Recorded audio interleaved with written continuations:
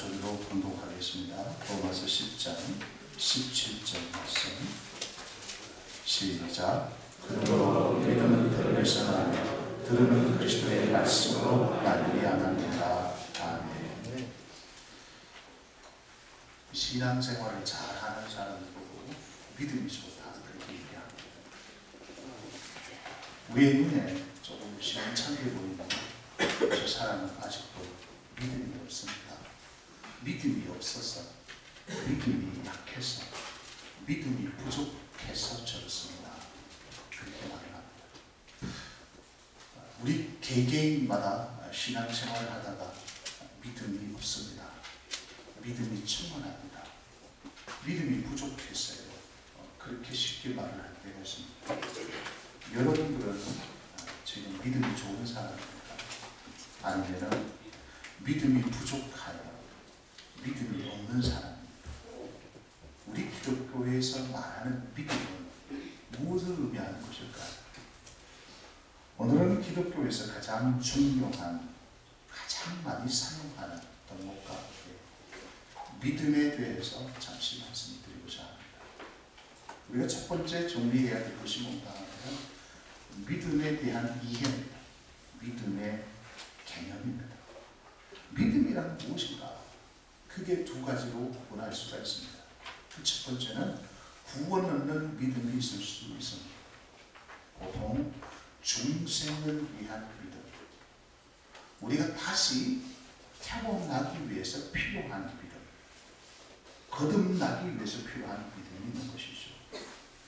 그래서 에베소서 2장 8절 말씀에 보면은 너희는 그 은혜에 의하여 믿음으로 말미암아 구원을 받았으니 이것은 너희에게서 난 것이 아니요 하나님의 선물이라.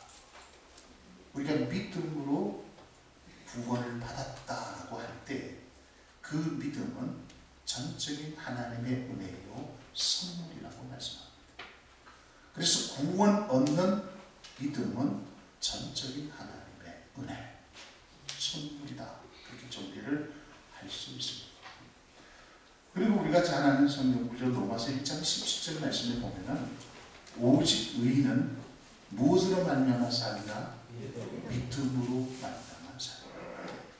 믿음을 통해서 우리가 구원받았기 때문에 그 믿음으로 살아야 된다는 것입니다. 그래서 구원 얻는 믿음은 우리 인간의 능력으로 되어지는 것이 아니라 은혜로 우리들에게 선물로 주어지는 것입니다. 내가 예수 믿고 구원받아 하나님의 자녀가 되었다고 할 때에 그때 역사하는 믿음이 바로 구원 얻는 믿음을 말하는 것입니다. 그 믿음은 일평생 나의 각 개개인에게 한 번 주는 하나님의 특별한 선물이에요. 그 선물을 통해서 우리가 예수 믿어 구원을 받은 것입니다. 그래서 구원 얻는 이 믿음은 반복적으로 우리에게 주어지는 것이 아닙니다. 1년 전에 믿었다가 또 1년 후에 다시 그 믿음을 하나님께서 우리에게 선물로 주셔서 또 예수 믿어 구원받게 만들고 또 10년 뒤에 또 이 믿음을 주어서 예수 믿게 만들고 그렇게 반복적으로 주어지는 것이 아니라 단 한 번의 축복입니다. 그래서 내가 예수 믿고 구원받았다라고 할 때 그때 필요한 단 한 번의 구원을 말하는 것입니다. 16세기 종교개혁가들이 그 가톨릭 교회, 그 천주교회와 싸웠던 믿음이 바로 이 믿음입니다. 예수 그리스도를 믿음으로 말미암아 구원을 얻는 것이지 행위를 통해서 구원 얻는 것은 아니다. 이 믿음, 오직 믿음으로 말미암아 구원을 얻는다는 이 믿음의 교리를 가지고 종교개혁가들이 싸웠던 것입니다. 오늘날 많은 이단자들이 장난을 치는 내용이 바로 이 구원 얻는 믿음을 가지고 장난을 치고 있는 거예요. 구원 얻는 믿음은 오직 예수 그리스도를 통해서만 가능한 것입니다. 다른 방법은 없습니다. 다른 길은 없습니다. 어떤 교주를 통해서, 어떤 업적을 통해서, 공부를 통해서 얻는 믿음이 아니라는 사실. 구원 얻는 믿음은 하나님께서 우리에게 주시는 전적인 선물이며 은혜인데 오직 예수 그리스도를 통해서만 구원 얻는 믿음을 말하는 것입니다. 그 다음에 두 번째 믿음, 생활의 믿음이 있습니다. 예수 믿고 난 후 우리가 하나님의 자녀다운 삶을 살기 위해서 필요한 믿음이죠. 히브리서 11장 6절 말씀에 보면은 믿음이 없이는 하나님을 기쁘시게 하지 못하나니 하나님께 나아가는 자는 반드시 그가 계신 곳과 또한 그가 자기를 찾는 자들에게 상 주시는 것임을 믿어야 할지니라. 하나님을 기쁘시게 드릴 수 있는 사람은 하나님의 자녀입니다. 세상 사람들이 하나님을 알지 못하는 사람들이 어떻게 하나님을 기쁘시게 드릴 수 있겠습니까? 하나님 존재 자체를 부정하기 때문에 그들은 하나님과 아무런 상관이 없습니다. 예수 믿고 구원받은 하나님의 자녀들이 이제 하나님을 인식하게 되는 것이죠. 아, 하나님은 정말로 살아계시는구나. 나와 함께하고 계시는구나. 내게 복을 주시는 분이시구나. 그것을 인식하게 됩니다. 그러면 그 이후에 내가 믿음이 필요한 것입니다. 왜? 하나님을 기쁘시게 해드리기 위해서는 내게 또 다른 믿음이 필요하다는 것이죠. 그때 믿음을 가지고 생활 믿음이라고 말을 하는 것입니다. 예수 믿고 난 후 신앙 생활을 제대로 하기 위해서는 이 믿음이 필요한 것이죠. 많은 그리스도인들이 이야기하고 있는 믿음이 바로 이 생활의 믿음을 말하는 것입니다. 내가 믿음이 떨어졌다. 믿음이 살아났다. 나는 믿음이 지금 굉장하다. 이 표현들이 모두 다 이 구원 얻는 믿음을 말하는 것이 아니라 생활에 필요한 이 믿음을 말을 하고 있는 것입니다. 우리가 매일매일 살아가는 그 환경 속에서 이 생활의 믿음이 필요합니다. 오늘 제가 여러분들에게 설교하고자 하는 그 내용도 바로 생활의 믿음에 대해서 말씀을 드리고자 하는 것입니다. 이 믿음은 자라나기도 하고 멈추기도 하고 작아지기도 하고 크기도 하고 항상 유동적입니다. 내가 은혜를 받았다고 해서 이 생활의 믿음이 계속 지속되는 것은 아닙니다.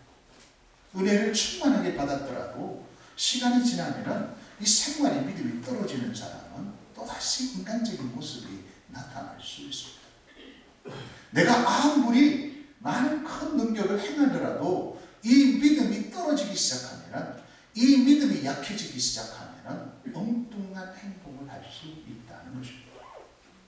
우리가 하나님이 주시는 구원, 즉 구원 얻는 믿음을 하나님께서 우리에게 선물로 받았을 때 생활의 믿음도 함께 선물로 받은 것입니다. 그런데 그 생활의 믿음을 잘 관리하여 점점 자라나게 하는 그리스도인들이 있는 반면에 아예 사용하지 않고 방치시켜둔 그리스도인들이 의외로 많다는 사실입니다. 이 생활의 믿음을 정리하면 이렇습니다. 다 같이 따라하겠습니다. 하나님의 성품을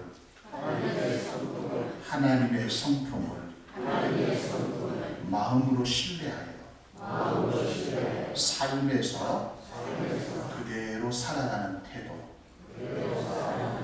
이게 생활의 믿음을 정리하는 것입니다. 하나님은 지금도 살아계셔서 역사하시는 분이시죠. 그죠? 우리 하나님은 살아계신다라고 할 때 인격적이신 분이시라는 겁니다.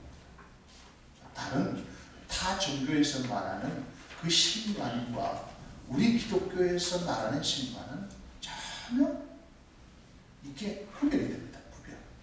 다른 종교에서 말하는 신관은 비인격적일 수 있어요. 그러나 우리가 섬기는 그 하나님은 인격적이신 분이시기 때문에 성품을 갖고 계십니다. 그래서 보통 하나님의 성품을 두 가지로 얘기하지 않습니까? 우리 인간이 가질 수 있는, 똑같이 가질 수 있는 공유적 속성이 있다는 겁니다. 즉 하나님은 사랑의 하나님이시고 하나님은 신실하신 하나님이시고 우리 하나님은 온유하신 하나님이시고 우리 하나님은 자비로우신 하나님이 아닙니까? 은혜로우신 하나님. 그래서 우리가 하나님을 닮았다라고 할 때 그 하나님의 성품을 닮은 것을 말하는 것입니다. 아, 사랑이 많구나, 온유하구나, 참 자비롭구나, 겸손하구나. 아, 하나님을 닮아가고 있구나. 그리고 하나님의 속성 가운데 우리 인간이 도저히 가질 수 없는 속성이 있습니다. 그것을 가지고 신학적 용어로 비공유적 속성이라고 이야기합니다. 우리가 공유할 수 없다는 것이죠. 공유할 수 없는 하나님의 속성이 무엇입니까? 전능하신 하나님, 능치 못하심이 없으신 하나님, 어디서나 편재해 계시는, 무소부재해 계시는 하나님. 그 하나님은 전지하신 하나님, 모든 것을 다 알고 계시는 하나님. 그 하나님을 우리가 공유할 수 없잖아요. 그래서 그 하나님의 성품을 우리가 마음속으로 신뢰를 하는 것입니다. 하나님은 사랑의 하나님이십니다. 하나님은 전능하신 하나님이십니다. 그 하나님을 믿고 나의 삶의 현장에서 그대로 살아가는 태도를 가지고 생활의 믿음이라고 얘기를 합니다. 인격적인 하나님을 마음으로 신뢰하지 아니할 때 이 생활의 믿음은 전혀 나타나지 않습니다. 믿음이라는 헬라어 단어 중에서 피스티스라는 단어가 있어요.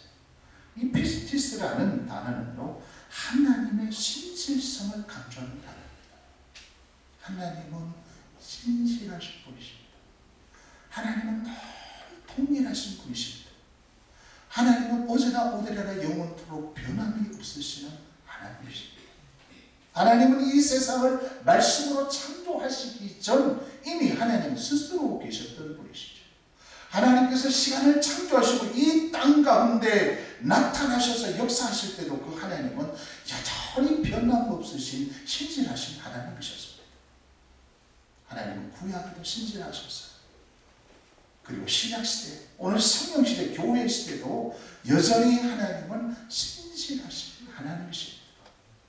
아브라함의 하나님이 이삭의 하나님이시고 이삭의 하나님이 야곱의 하나님이십니다. 야곱의 하나님이 이스라엘의 하나님이시며 이스라엘의 그 하나님이 예수님의 하나님이신 것입니다. 12 제자의 하나님이시며 어거스틴의 하나님이시며 루터 칼빈의 하나님이시고 우리 손남원 목사님의 하나님, 주기철 목사님의 하나님이 바로 우리가 섬기는 그 하나님이신 것입니다. 그 신실하신 하나님을 우리가 믿고 사는 삶을 가지고 생활의 믿음이라고 말하는 것입니다. 그래서 하나님은 신실하신 분이시기 때문에 우리 또한 신실하게 흔들려서는 안 된다는 것입니다. 그래서 우리의 삶에서 내가 영적인 밸런스가 나버리는 것은 우리가 삶의 현장에서 어떤 위기 가운데, 고난 가운데 우리가 원망하고 불평하게 되는 것은 이 생활하는 믿음이 떨어졌기 때문에 그렇습니다. 신실하신 그 하나님, 하나님의 성품을 우리가 제대로 신뢰하고 있다면 여전히 폭풍 가운데 계시는 그 하나님, 홍해를 가르치는 그 하나님, 여리고성을 깨뜨리시는 그 하나님, 물로 포도주를 만드시는 그 하나님, 암흑의 시대를 빛의 시대로 만드시는 그 하나님, 죽은 자로 살리시는 그 하나님을 우리가 생활의 믿음을 가지고 그 하나님을 신뢰하고 있다면 지금 내게 일어나는 이 사건 때문에, 이 고난과 고통 때문에 원망과 불평을 할 수 없다는 것입니다. 내 마음속에 이 생활하는 믿음이 약해져 버리기 때문에 그 하나님의 신실하심을 내가 믿지 않기 때문에 언밸런스가 일어나는 것입니다. 그래서 우리는 원망하고 불평하고 분노하게 되는 것입니다. 언제나 변함없으신 신실하신 하나님, 우리도 변함없이 나 신실하신 그 하나님을 우리가 신실하게 믿어야 되지 않겠습니까? 그죠? 우리에게 저 부스러기 줄 때는 하나님이 사랑해요. 나는 하나님을 신뢰해. 하나님밖에 없어요. 그렇게 고백하다가 조금 내 마음에 들지 않는다고 해서 하나님을 향하여 불평하고 원망한다면 우리 하나님은 얼마나 섭섭하게 생각하겠습니까? 이것이 바로 생활의 믿음입니다. 그 다음에 두 번째, 이 생활의 믿음을 우리가 계속 자라나게 하기 위해서는 어떻게 해야 될까요? 이 생활의 믿음의 자양분이 있습니다. 이 생활의 믿음은 영적인 영양분을 계속 공급할 때 이 생활의 믿음은 계속해서 자라나고 성숙한 믿음이 될 수 있는 것입니다. 나의 삶의 신앙생활을 하는데 필요한 이 생활의 믿음의 통로, 나의 이 생활의 믿음을 건강하게 하기 위해서는 어떻게 해야 하겠습니까? 여러 가지 통로가 있지만 그 중에서 가장 중요한 통로가 제가 바로 오늘 본문 말씀입니다.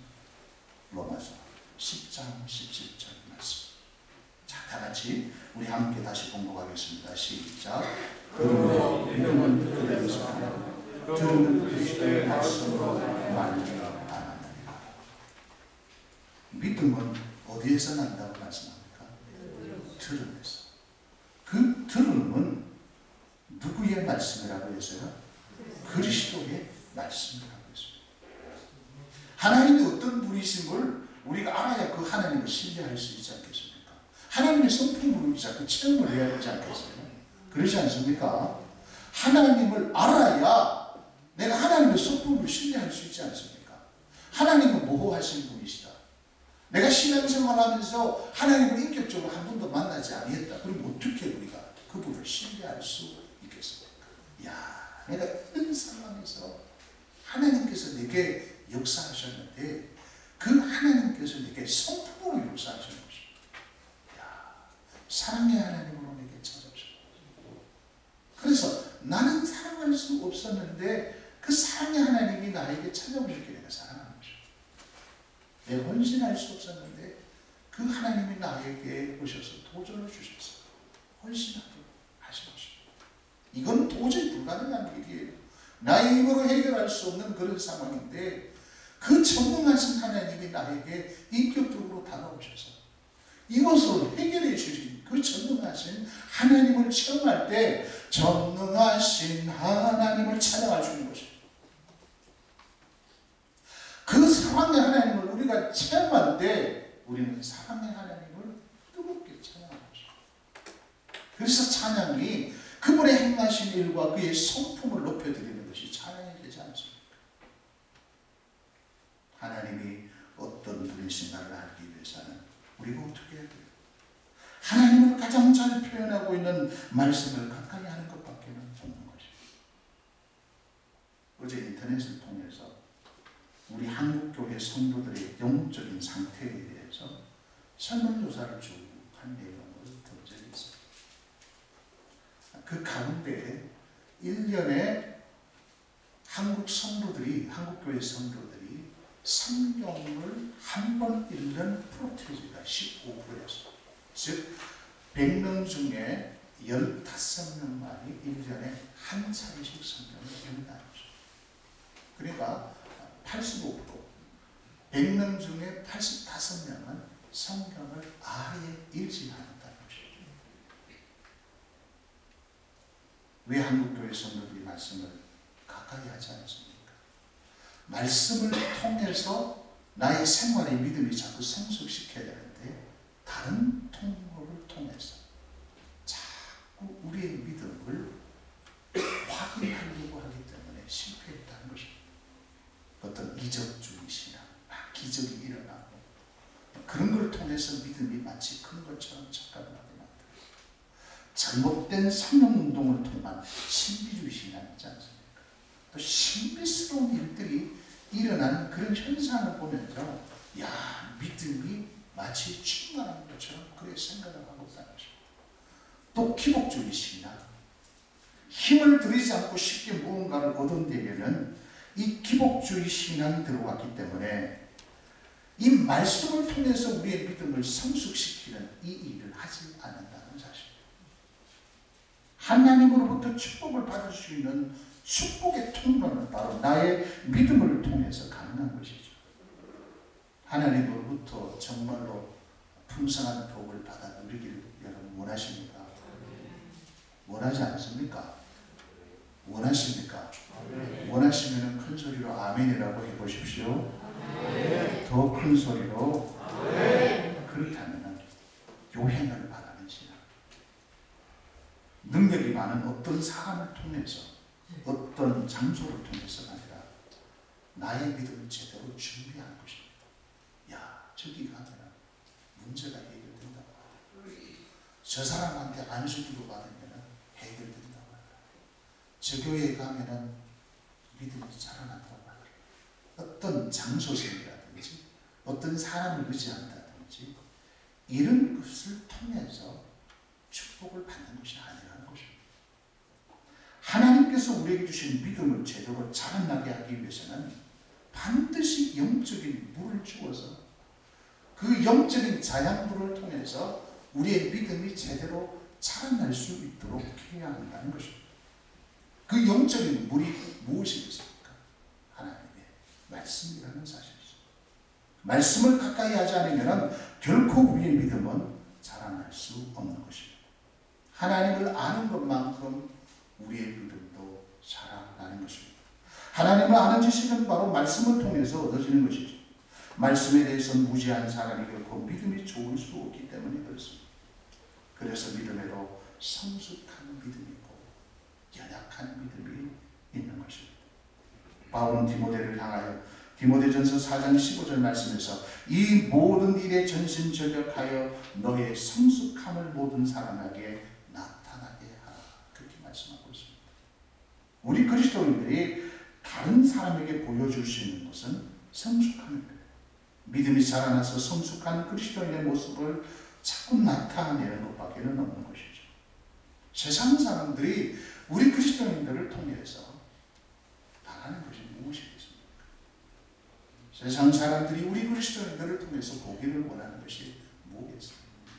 너희들이 함께 모여서 어떤 화려한 건물을 만들고 많은 사람들이 모이고 사람들이 깜짝 놀라게 하는 어떤 프로그램, 옵션 이런 것들을 보기를 원하지 않습니다. 교회가 점점 커지는 것을 바라보면서 세상 사람들이 감동하지 않습니다. 우리들의 성숙한 모습, 이 생활의 믿음을 통해서 점점 우리의 믿음이 자라나는 것을 보기를 원한다는 것입니다. 그래서 세상 사람들은 우리 그리스도인들이 삶의 현장에서 성숙한 모습으로 살아가는 것을 원한다는 것이죠. 하나님도 바로 우리들에게 원하는 것이 바로 그것입니다. 너희들이 예수 믿고 구원받았는데 내가 너희에게 이 믿음을 줬는데 이 생활의 믿음을 줬는데 그것을 너희들이 얼마나 자라나게 했는가, 얼마나 그 믿음을 성숙시켰는가, 그리하여 나 예수 그리스도를 얼마나 너희들이 닮아가고 있느냐, 그걸 보고 계신다는 것입니다. 한번 생각을 해보십시오. 우리가 신앙생활 하는데 많은 사람들이 모였습니다. 그 모여있는 사람들 가운데 성숙한 그리스도인이 전혀 없다고 생각을 해보십시오. 이건 교회라고 말을 할 수 못하는 것이죠. 그래서 세 번째로 성숙한 믿음의 특징들이 있습니다. 많은 여러 가지 특징들이 있지만 한 네 가지 대표적인 특징들이 있어요. 그 첫 번째는 나를 하나님을 기쁘시게 해드린다는 것입니다. 히브리서 11장 6절 말씀에 보면 믿음이 없이는 하나님을 기쁘시게 하지 못하나니 하나님께 나아가는 자는 반드시 그가 계신 것과 또한 그가 자기를 찾는 자들에게 상 주시는 이심을 믿어야 할지니라. 성숙한 믿음을 가지고 제대로 신앙생활을 한 사람들의 이야기를 기록한 성경은 바로 히브리서 11장. 거기에 보면은 우리의 믿음의 선배들의 믿음을 쭉 나열해 놓고 있지 않습니까? 모두 다 생활의 믿음이었습니다. 성숙한 믿음의 사람들의 이야기를 기록하고 있는 것입니다. 그 사람들의 한 가지 동일한 특징이 있었다면 그들은 하나님을 기쁘시게 해드렸다는 것입니다. 성숙한 믿음을 가지고 있는 사람들은 나의 기쁨, 나의 즐거움이 아니라 하나님을 기쁘시게 해드리는 삶을 살게 됩니다. 히브리서 11장 5절에 보면 에녹의 믿음을 이렇게 정리하고 있어요. 믿음으로 에녹은 죽음을 보지 않고 옮겨졌으니 하나님이 그를 옮기심으로 다시 보이지 아니하였느니라. 그는 옮겨지기 전에 하나님을 기쁘시게 하는 자라 하는 증거를 받았느니라. 에녹의 삶을 얘기하고 있지 않습니까? 하나님 부르시기 전에 죽음을 보지 않고 그가 이 땅 가운데 살면서 어떤 삶을 살았는가? 하나님을 기쁘시게 하는 자라 하는 증거를 받았던 삶을 살아가는 것입니다. 하나님을 기쁘시게 하는 자로 하는 증거를 받았다고 했는데 그 증거가 무엇입니까? 주변에 있는 사람들이 그 사실을 알고 인정하는 것을 말합니다. 성숙한 믿음을 가지고 있는 사람은 하나님을 기쁘시게 해드리는 삶을 사는데 그 다음 누구를 통해서 그 증거가 나타나는가 하면 사람들을 통해서 증거가 나타나기 시작하는 것입니다. 우리 사람들은 압니다. 이렇게 옆에서 보면은 야 진짜 저 사람은 하나님을 기쁘시게 해드리는 삶을 살고 있고 진짜 하나님 중심적인 삶을 살고 있고 우리 같이 이렇게 생활해 보면 알지 않습니까? 우리가 다 알지 않습니까? 우리 시원학교 모든 성도들이 다 알고 있죠. 옆 사람 얼굴을 한번 쳐다보십시오. 다 압니다. 저 사람이 거짓말합니다. 저 사람이 양심을 보입니다. 저 사람은 참 신실한 분이시고 저 사람은 참 정직하시고 저 사람은 정말로 신앙대로 살려고 하는 분이구나 하는 것을 우리가 알게 된다는 것입니다. 그 다음 두 번째 행동을 통해서 증명되는 것입니다. 행함은 성숙한 믿음의 열매라고 할 수 있는 것이죠. 성숙한 믿음은 반드시 행동을 통해서 나타나기 시작합니다. 야고보서 2장 17절 18절 말씀을 보면은 이와 같이 행함이 없는 믿음은 그 자체가 죽은 것이라 어떤 사람은 말하기를 너는 믿음이 있고 나는 행함이 있으니 행함이 없는 내 믿음을 내게 보이라 나는 행함으로 내 믿음을 내게 보이리라 하리라 그렇게 말씀합니다. 성숙한 믿음을 가지고 있는 사람의 마음속에는 말씀으로 가득 채워져 있기 때문에 그 말씀을 삶에서 그대로 살려고 모시게 됩니다. 말씀이 내 속에 채워지게 되면 그 말씀을 통해서 잘 적용해 보고자 하는 하나님의 인도하심이 있다는 것입니다. 그래서 행동할 수밖에 없는 것이고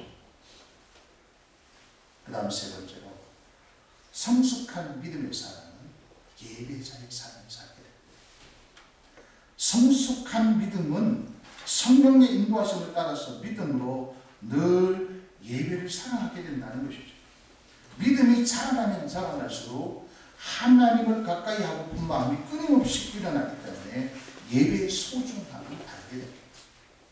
로마서 12장 1절 말씀에 보니까 그러므로 형제들아 내가 하나님의 모든 자비하심으로 너희를 권하노니 너희 몸을 하나님이 기뻐하시는 거룩한 산전으로 드리라. 이는 너희가 드릴 영적 예배. 그래서 믿음이 좋은 사람은 늘 어디를 가까이 합니까? 교회를 가까이 하게 되어 있습니다. 믿음이 떨어지면은요 교회 가기가 싫어져요. 이거는요 불가능해요. 내 믿음이 성숙해지고 믿음이 자라나기 시작합니다. 자꾸 교회로 오고 싶어요. 성도들을 만나기를 원한다는 사실입니다. 그래서 교회 모든 예배를 소중하게 생각하고 최선을 다해서 참석하고 예배 가운데 하나님의 임재를 경험하면서 감격해하는 것입니다. 기도는 간절해질 수밖에 없죠. 뜨거워질 수밖에 없는 것입니다. 찬양은 나의 목소리를 다하여 찬양할 수밖에 없고 나에게 맡겨지는 사명을 다 최선을 다하게 됐다는 것입니다. 이게 성숙한 믿음의 사람들이 가질 수 있는 특징입니다. 이건 자연스럽게 나타나는 현상이라고 할 수 있는 것이죠. 그 다음 마지막 네 번째로 복음을 사랑하고 복음을 증거하게 됩니다. 성숙한 믿음을 가지고 있는 사람은 복음에 대한 거룩한 열정이 타오르기 시작합니다. 우리의 믿음이 자라나면 자라날수록 거룩한 부담감이 점점 생겨나기 시작하는데 그것은 복음에 대한 거룩한 부담감입니다. 우리가 예수 그리스도의 남은 고난에 참여하는 방법 중에 하나가 무엇이겠습니까? 그리스도의 복음을 증거하는 삶. 전도가 쉽게 만들어 놓았다면 십자가의 고난을 우리는 경험할 기회가 없을 것입니다. 그래서 모든 성도들이 얘기합니다. 전도는 참으로 어렵다, 힘들다. 오늘 이 시대 마찬가지. 모든 교회마다 전도가 힘들다고 얘기를 합니다. 그러나 힘든 전도이지만은 내가 믿음이 성숙해지기 시작하면은 자리를 사랑하게 된다는 것이죠. 그래서 복음을 증거하면서 희노애락을 맛보기 시작하는 것입니다. 정말로 한 영혼이 주님의 품으로 돌아오는 것이 얼마나 큰 기쁨이고 감격이라는 것을 깨닫기 시작하는 것입니다. 그래서 한 영혼을 구원해내는 것이 세상의 그 어떤 기쁨도 비교할 수 없다는 것을 깨닫기 시작한 것입니다. 그래서 힘든 일이지만은 그리스도의 고난을 내 몸에 채우기를 원해서는 하기 위해서는 그 길로 묵묵히 걸어가게 되는 것입니다. 그래서 복음 전도자는 다른 사람이 인정하거나 인정하지 않거나 묵묵히 그 길로 걸어가는 것입니다. 왜냐하면 하나님께서 특별히 복음을 증거하는 자들에게 주시는 하나님의 특별한 은혜가 있기 때문에 그렇습니다. 갈라디아서 6장 17절 말씀을 보면 바울이 이렇게 고백합니다. 이후로는 누구든지 나를 괴롭게 하지 마라. 내가 내 몸에 예수의 흔적을 지니고이다. 그 예수의 흔적이라는 것이 바로 스티그마를 말하는 것입니다. 스티커라는 단어가 있죠. 바로 이 단어에서 나온 것입니다. 스티커, 문신. 그래서 이 흔적은 어떤 영광스러운 흔적이기보다는 고난을 통한 흔적을 말하는 것입니다. 그래서 바울이 간증을 할 때 이렇게 간증하지 않습니까?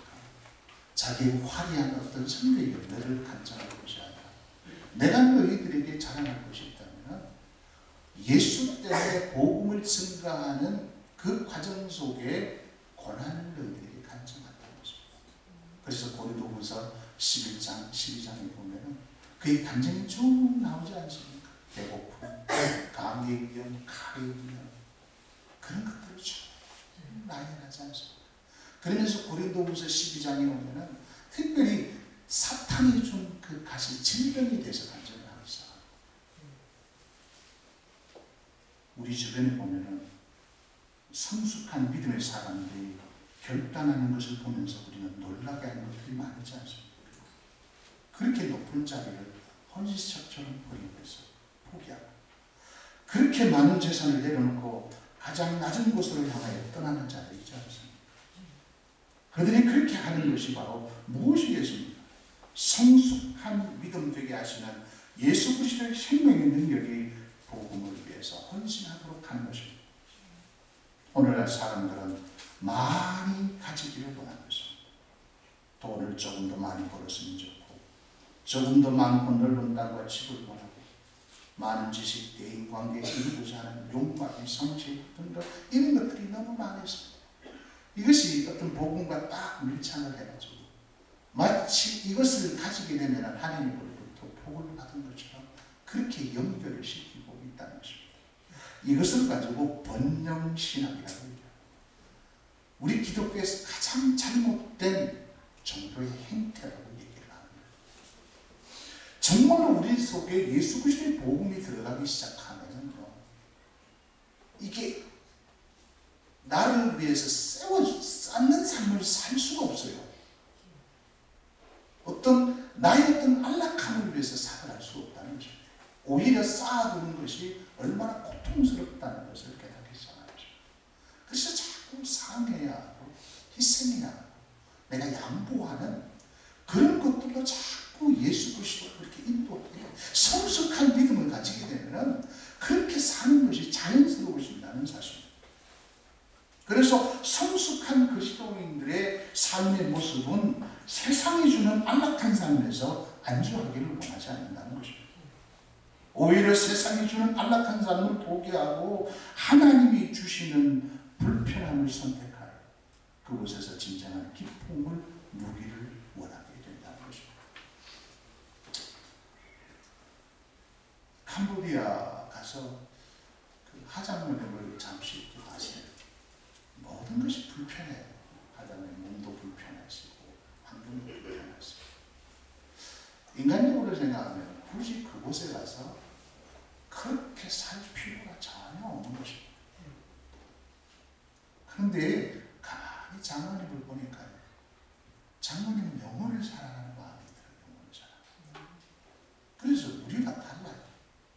장로님 마음속에는 단순한 그 영혼, 그래서 불쌍히 여기는 마음이 그 마음속에 있는 거예요. 그래서 그 캄보디아 어린아이들 빨로 다니는 어린아이들, 맨발로 다니는 아이들, 그 청년, 그러니까 참 주고 싶은 마음이 그 마음속에 끊임없이 일어나는 것입니다. 자기 자신은 먹지 못해도 그 불쌍한 영혼들에게 자꾸 나눠주려고 하는 그 마음, 그게 예수의 마음이 아닐까. 내려놓음의 저자 이영규 선교사님은 그분은 서울대학교를 나오신 분입니다. 하버드 대학에서 박사학위를 받으신 분입니다. 앞날이 보장된 세상의 모든 안락함을 포기하고 그는 가장 척박한 땅 몽골의 선교사로 와서 지금 사역을 하고 있습니다. 그 책에 보면은 이영규 선교사님은 모든 것이 자신의 것이라고 생각했어요. 그래서 성취하는 데 만족을 했다. 열심히 공부를 해서 서울대학에 들어가고 그 서울대학에 들어가서 장학금을 받고 또 하버드 대학에 가서 그 어려운 박사 코र्스를 공부했어요. 자꾸 성취하는 것에 내 마음속에 채우는 것을 그는 행복이라고 생각한 것입니다. 그러다 어느 날 예수를 만나게 됐죠. 예수를 딱 만나게 되니까 야, 가지고 성취하는 것이 진정한 복이 아니라 자꾸 내려놓는 것이 누구를 위해서? 예수를 위해서 자꾸 내려놓는 것이 진짜, 비우는 것이 진짜 하나님이 원하시는 복입니다. 그래서 그는 내려놓기 시작한 것입니다. 학벌을 내려놓았어요. 그의 가정을 내려놓았어요.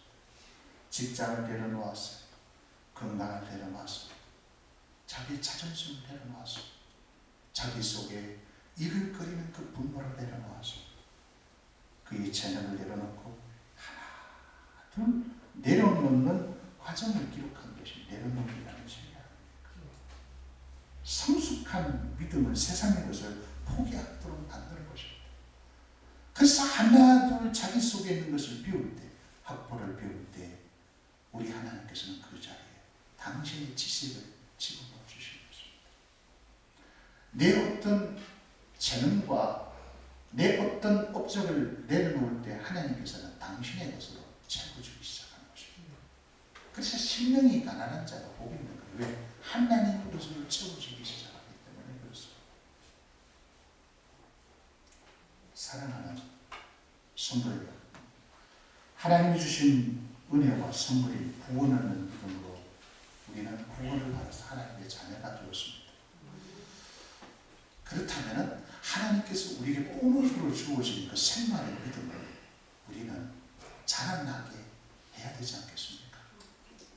좀 어떤 성숙한 그리스도인의 모습이 나타나야 되지 않겠습니까? 조그만 일에 들고 조그만 그 어떤 이기적인 욕심 때문에 늘 시기하고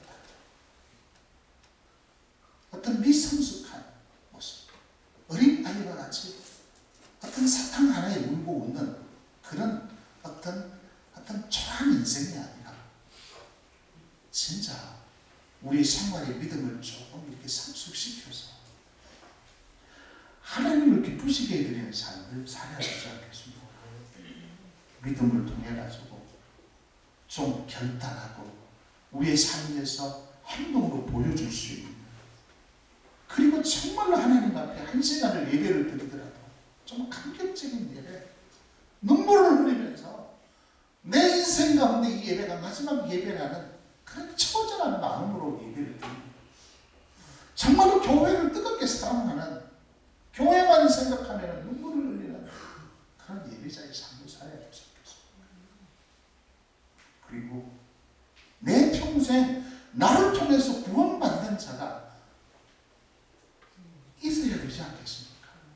내가 너에게 값없이 주신 그 십자가의 은혜를 너는 무엇을 위해서 사용했는가? 맨날 가지기를 원했고 너의 마음에 채우기를 원했고 너는 네 중심의 삶을 살다가 내 앞에 왔느냐라고 할 때 우리는 부끄럽지 않겠습니까? 하나님 그 주신 은혜 내가 나누다가 정말 나를 통해서 주께로 돌아온 영혼이 여기 있습니다라고 우리가 고백할 수 있는 그런 사람이 되어야 되지 않겠습니까? 그래서 진정한 그리스도인은 이 생활의 믿음을 키워서 성숙한 믿음으로 살아가는 사람입니다. 오늘 말씀을 듣고 다시 한번 하나님께 도전하여 여러분의 생활의 믿음을 말씀을 통해서 계속 자라나게 해서 성숙한 믿음을 소유하는 그리스도인의 삶을 살아가는 여러분 되시기를 예수 그리스도의 이름으로 축복합니다. 기도하겠습니다. 하나님 아버지, 오늘도 우리들에게 말씀으로 찾아와 주심을 감사합니다.